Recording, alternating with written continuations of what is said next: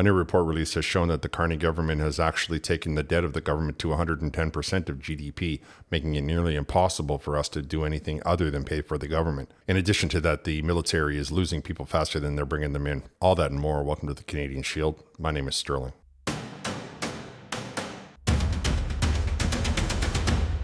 The Carney government made a lot of promises that he can't hope to keep. Much of it about energy, about the military, about balancing the budget. All three of those we're going to be talking about in this episode. We're going to be touching on these subjects a lot because the Carney government made promises that they're not keeping. And it's up to people like us, channels like us, to inform those of you that were misled by your vote, who've spent your vote on Donald Trump instead of looking for what ways to improve your own life. So when this government begins to crumble and we have to go to the polls again, you need to be casting your vote appropriately. You need to understand why it is that the problems that we are still faced are not going to be solved by anybody following the same pattern that we've been following for 10 years.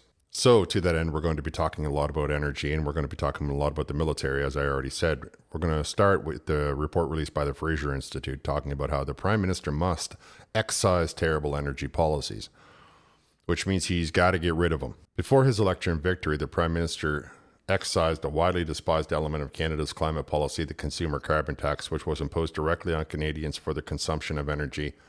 At the same time, in response to President Donald Trump's tariff, the Prime Minister made grand proclamations of future energy glory. Canada has tremendous opportunity to be the world's leading energy superpower in both clean and conventional energy. We are going to aggressively develop projects that are in the national interest in order to protect Canada's energy security, diversify our trade, and enhance long-term competitiveness, all while reducing emissions. Sounded really good, didn't it? But reality has now set in. The truth of it is that we see from places like Spain and Portugal where they were relying on only one type of energy, and when their grid went down, they were out of power for 10, 12 hours. In some cases, they were out of power for even longer, meaning that all of the air conditioning, all of the refrigerators, all of the hospitals, all of the things that were on that grid could not be supported. And without electricity, how do we do in the modern era? I mean, let's be straightforward. There are regions in this world, like say in parts of Africa, they don't have indoor plumbing, but they have cell phones. Like they have a requirement for electricity is the point I'm trying to make there. And yet we are talking about only developing one kind of electricity so that we can make people like Stephen Guilbeault happy. And having said that, I don't think people like Stephen Guilbeault will ever be happy. I realize that Mark Carney's government has done nothing, that they have thrown a bunch of money around, which is only going to cause inflation to go up. And then he's now gone off to Europe to help the new pope become the new pope. However, there are things in the liberal policies that have to be changed so that Canada can start to accomplish the goals. First of all, we cannot export electricity. So I don't know why he says that. I suppose we could export it to the United States, but they have made it quite plain that we don't need their electricity. They don't want our electricity. So the only thing to do then is to make it our own country electrified while we export all of the other energies that we can do vis-a-vis Alberta oil, and so on and so forth. First way to get there is to cut out Bill C-69, the New More Pipelines Act, which created massive uncertainty, introducing vague assessment criteria, including gender implications. I'm telling you right now, have you lost your mind? For major energy projects, including pipelines and LNG export facilities, if Ottawa simplified the project review process, it could help Canada access more lucrative markets for energy products outside of the United States.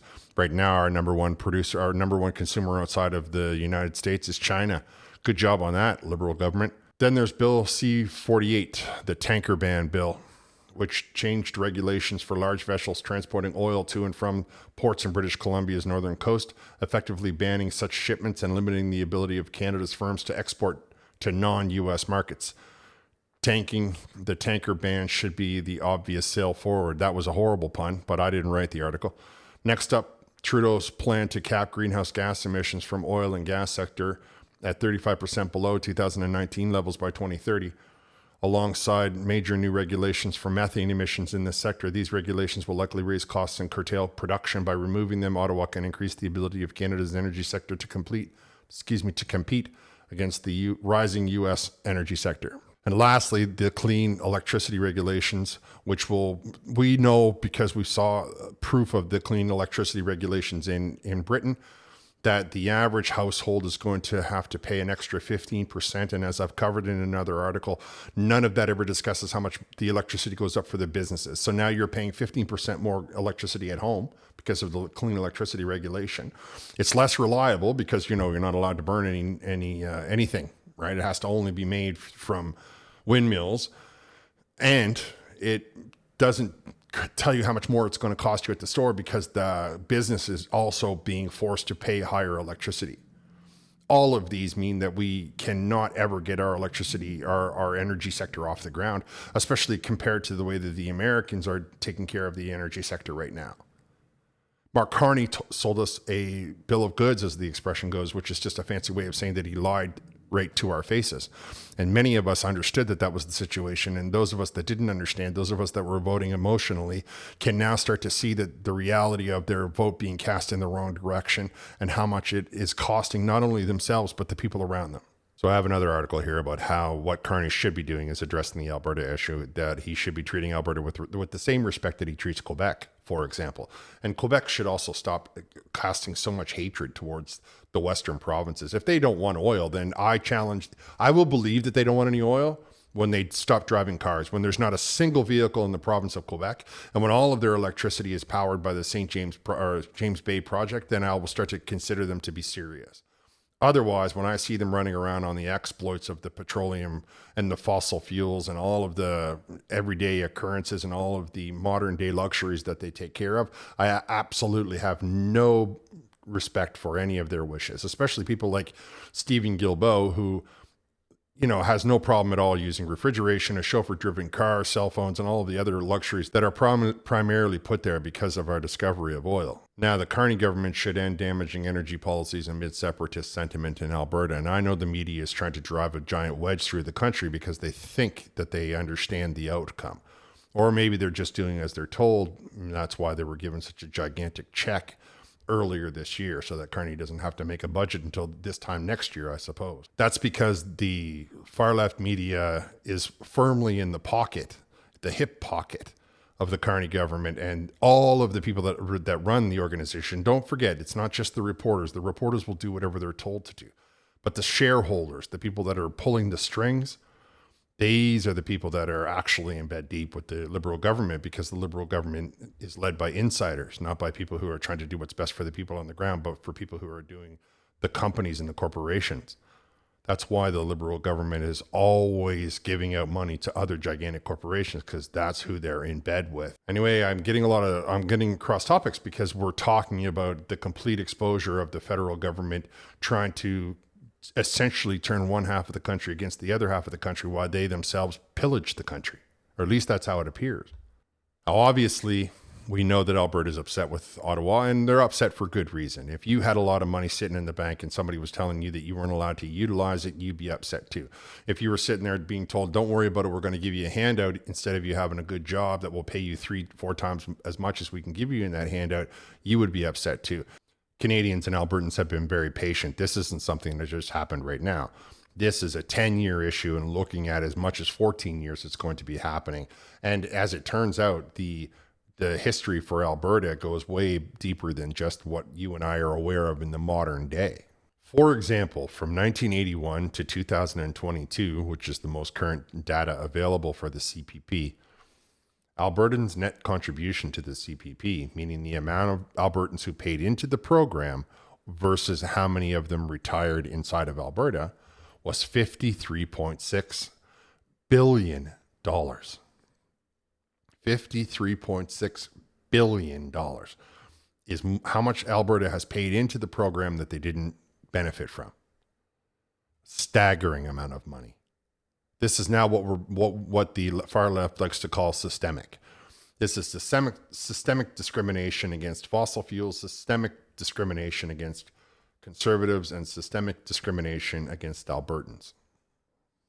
On equalization payments, Canada's transfer program aimed at ensuring each province can provide comparable levels of public service, Alberta has not received a payment since 1964-65. In 2022, the federal government spent $21 billion on equalization, while 13% of the total federal revenue came from Alberta, which means Alberta taxpayers contributed an estimate $3 billion to the equalization program that year and didn't get a single penny. And I know for a fact that in the payments that went out in 2024, Quebec got $13.4 billion and Alberta didn't get a cent. So, of course, they're upset. Of course, especially when Quebec's like, no pipelines in our province, mister. Oh, yeah, okay, good. $13 billion can stop going into Quebec and go back into Alberta. And I don't live in either province, but I'm telling you, I understand what's fair, what's right. And that's what really we need to be talking about, because that is the underpinning of all of these issues. It's not like they're out in Alberta saying, give me their money. They're out in Alberta saying, treat us fairly. And who in their right mind doesn't think that that's something that the federal government should be doing? Now, those of you out there that want to throw a lot of hatred at me and want to come at me because you think that it's all about the electric vehicles, that the electric vehicles that we don't have the infrastructure for, electric vehicles that we don't have the charging stations for, electric vehicles that are not being built, electric vehicles which are enormously destructive when the materials for that get pulled out of the ground, and are enormously destructive when they are recycled. However, you want to say that it's all about the EV, and that's why we shouldn't be worrying about making people, the rest of the world, buy oil, which I just did a report yesterday showing to you how most of the world is going to be wanting even 20% more oil over the next 30 years. However, there's a report that I got out of Maclean's, and I'm going to start with just where we were, and now it'll show you where we are. So within 4 years, dozens of companies announced that more than $46 billion in new investment in electric vehicle production and EV supply chain in Ontario and Quebec. So there was $46 billion. Donald Trump saw over $10 trillion. Just to give you an idea of how much money we're talking about for electric versus traditional. There were supported by the government policy. The federal Liberals had already mandated that all new vehicles must be zero emission by 2035 and had developed a mines to mobility strategy designed to exploit the resources in the mineral-rich north to supply EV production in the south. Because they aren't magic. They are made of some pretty good materials that have to be mined and ripped out of the ground. They have to be smelted. There has to be processes that go on and go forward. So just remember that when you're talking about, oh, it's so good for the environment. But the industry's bright future grew cloudy in short order. Last April, Ford announced it was delaying production of the EVs in Oakville by 2 years. 3 years later, it scrapped the plans entirely and announced it would build gas-powered trucks instead. The deferrals and cancellations piled up just as fast as the investments promises had. Some projects were paused, a battery material plant by a Belgian, a delayed GM St. Catharines EV plant, or scaled back. GM's Ingersoll plant, others such as Northvolt's planned battery still hanging in the balance. The company is in bankruptcy protection in the United States. They have closed bankruptcy in their home country of Sweden. To date, only 40,000 EVs have been built in Canada, a paltry number that doesn't remotely line up with the earlier optimism. A single assembly plant ought to be able to build 200,000 vehicles annually. The Canadian facilities of Detroit-based automakers supply 5,000 fewer people today than they did before the EV started in 2020. One of the biggest reasons for the EV slowdown is simple. They're expensive and they don't have any range. That's what the article goes on to say, that they cost, in some cases, 20-30% more to their counterpart, which is to say like the Ford truck versus the gas-powered truck. The cost was about 20 grand more, and trucks are not inexpensive to begin with.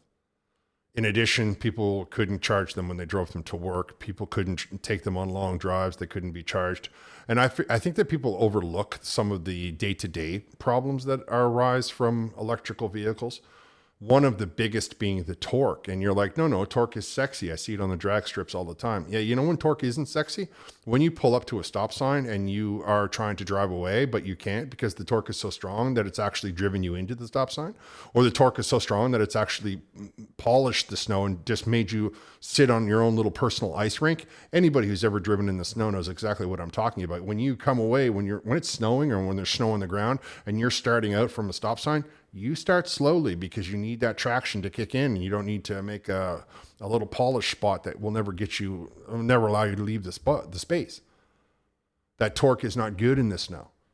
That torque actually works against you because you can't go gently. It's 0 to flying off the line like a rocket ship.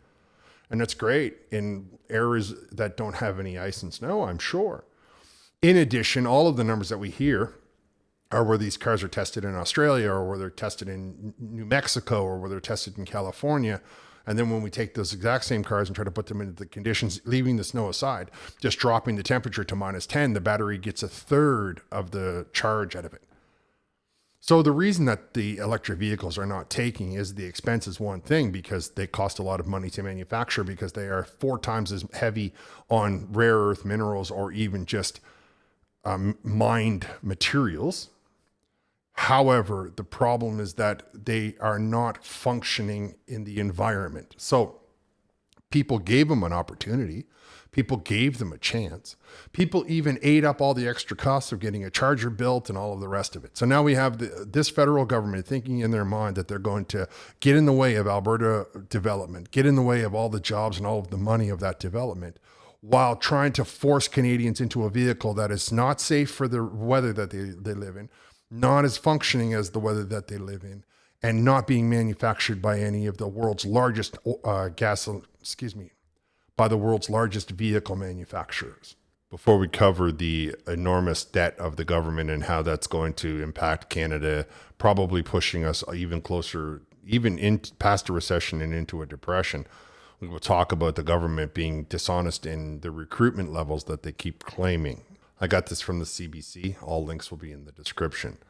Leaked Canadian military report shows many new recruits are quickly leaving. Attrition rates for new recruits more than double the average across forces. The Canadian military insists it's getting a handle on recruiting crisis, but a new leaked internal report obtained by the CBC suggests many of those who come through the doors quickly leave in frustration over the inability to get trained and into the jobs that they want. In addition, the effort to retain experienced soldiers, sailors, and aircrew was dealt an important blow recently when the Department of National Defense Office set up to find ways to keep people was defunded. Excellent work. The struggle to recruit new members to both regular and reserve forces has been a major preoccupation of the Canadian Armed Forces, facing a shortage of up to 14,000 qualified personnel. Now, I'm sure that we could put a zero on the end of that and still not have an army big enough. I mean, there are countries in this world that eye Canada's resources with salivation who have millions of people under arms. According to the evaluation obtained by the CBC News, the military's biggest retention problem appears to be among those who've just joined. The article goes on to say that they're having trouble getting adjusted and having trouble getting trained. Well, I don't know what they expected. When you tell them something when they sign on the dotted line that they're going to get trained and they're going to become the electrician or the pilot or whatever it is that they told themselves, they'll go into the army, they'll do their service 5 years, 3 years, whatever it may be. But when they're done, they'll have this education. So it'll be a 2-for-1. They'll go in the army will pay to train them as being an electrician or data entry. I don't know, whatever. There's a lot of trades that you can learn inside of the army, right? Of course, when you get there and you realize that you're sitting around for a year, now you feel like you're stuck in this whole thing and you feel like the person who signed you on the dotted line lied to you. You feel deceived. And that deception that the Liberal government is throwing around, that many of you who are voted for the Liberal are starting to feel, that deception eats away at you when you've got nothing much else to do. I mean, there's not like the military life is like they show you on TV. It's a lot of boredom, a lot of sitting around filled with massive minutes of excitement. Now we're going to get to the really bad news and the proof that the liberal socialist agenda is not working. Now, the full report is available if you click on the link in the article. I'm just going to give you the snapshot and I'm going to show you some proof of how the socialist agenda is killing this country and ruining your purchasing power and ruining not only your future, but the future of everyone you know. Canada had third largest increase in total government debt relative to the economy among 40 high-income countries. The deterioration of Canada's finances internationally, which is very important because it's money we borrow internationally, and if they change our credit rating, we will be hit with so much more debt because the second they change our credit rating, our interest rates will go higher, much higher in many cases. Now, this is just a snapshot. It talks about how the government of Canada has recently expanded their role. It talks about how the size of the government has risen from being 38% of the country spending to 44%. of the country's GDP. So almost half of the country's GDP is spent on the government. There's no way in the world that can be supported by anything other than economic collapse, hyperinflation. If none of you understand what that is, then you should be scared of that. While Canada's size of government is middle of the pack, it saw the second largest increase of any advanced economy during the period, and the largest increase in the G7. So now, even though we are not the wealthiest country in the G7, even though we are a country that can't get any support from the government, when you call them, you get hit by a machine. There's lines waiting at the hospitals. Your schools are overcrowded. Your teachers are trying to convince you that everything has got to be done their way or else. While we face all of that bureaucracy, the Canadian government has increased the size of the government but lowered the ability to contact services. What an amazing thing the Liberal government has pulled off. I mean, the difficulty in achieving that must be monumental. Now, what you need to hear is this. Looking at the debt burden, Canada's gross government debt represents 85% of the GDP in 2014 and ranked the 14th highest out of 40 countries. By 2024, that burden had risen to 110.8% of the GDP. Now, appreciate what that says. That's saying that the amount of government debt that we owe is 110% of how much we're earning. That's just unsustainable. And that's all brought to you by the Liberal Party. This increase in Canada's gross debt as a share of the economy was the third largest increase of any advanced country and the highest in the G7. For comparison, 20 advanced countries have lowered their debt to GDP since 2014 because, they want to live good lives and they have governments that they can trust to do that. Simply put, over the past decade, the size of government in Canada and the overall government debt burden have grown faster than nearly every other advanced economy in the world. Excellent. I mean, wow. When I look at some of the things that this Liberal government is accomplishing, the destruction of our dollar, giving China 200,000 barrels of oil every day, making it so that our debt to GDP ratio is more than the GDP itself. All of these things are a strong indication that the Liberal government is leading us astray. And yet, don't you worry about it if you're out there and you voted for the Liberals. I mean, you showed Donald Trump. And we have nothing to show for it, but more bureaucrats. We have nothing to show for it. There's no improvement in the standard of living. But you see what happens here is that the government tries to convince you that they're doing something by fabricating yet another government department, because that's the tenement about Marxism. You need everything to be controlled by the government, just like you would be controlled, say, by your ex-lover, or like you would be controlled by your boss, or you would be controlled by your current lover. The same idea that you have to have everything get their permission, the government. You got to get their permission to drive a car. You got to get their permission to spend your money, because they're the government and they feel that they have the right to demand your permission, and you were foolish enough to cast your vote in that way. And now we are looking at 4 years of this burden. Of course, we probably won't get 4 years, because based on this article, we can see that the Liberal government is probably going to collapse the very country itself, and that will result in many problems for the Liberal government, more than just the ones that are currently bubbling to the surface with such rapid succession that it is astounding to me that Mark Carney found the gall to get on the private jet that Canada provides for him and fly to Italy. I mean, that's how important he feels that his contribution to the country is. He's so far, in less than a month, he's flown to France, he's flown to England, and now he's flown to Italy.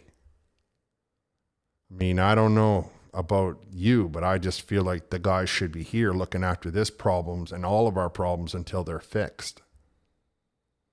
This is one of the biggest reasons that Mark Carney had to lie to you about turning the tariffs back. He had never any intention of being tough with Donald Trump. And he has no idea what to do. He has no clue how to solve this problem. He just wanted to put it on the tagline on his resume. He wanted to be able to say, yeah, I was prime minister once. And now look what we're facing. And I understand what we are facing. This will not be the first recession that I've gone through. And I'm not talking about the one of 2008, which Canada didn't really get in that much trouble with. I'm talking about in the one that was happening around the 70s and 80s when the Canadian economy was tanking and there was no way in the world that we were coming out of it. And one of the first things that we did was make the government smaller. One of the first things that we did is all of the same policies that everybody always does, because these are the ways to earn money. So you're sitting out there asking yourself and you're saying to yourself, yeah, but if I don't have this government job, I don't know how else I'm going to get my money. And then I think to myself, okay, so you're telling me that you have only one way of getting money in a decent economy and a decent job. And you feel the best way to assist yourself is to get in the way of the people who are generating the money, like the oil industry. You need to put pressure on your MPs to get out of the way. You need to put pressure on your MPs to save the economy of this country. And it doesn't matter what political stripe you are. You cast your vote for them. You need to be putting pressure on them, because they need to be aware of the fact that these things are going to be damaging this country and damaging your very way of life. You let me know what you think down in the comments. I'm going to encourage you to like, comment, subscribe, hit the notification bell, share this channel with all of your friends, all of your socials. I'm going to wrap here. Thank you for listening. I'll talk to you next time.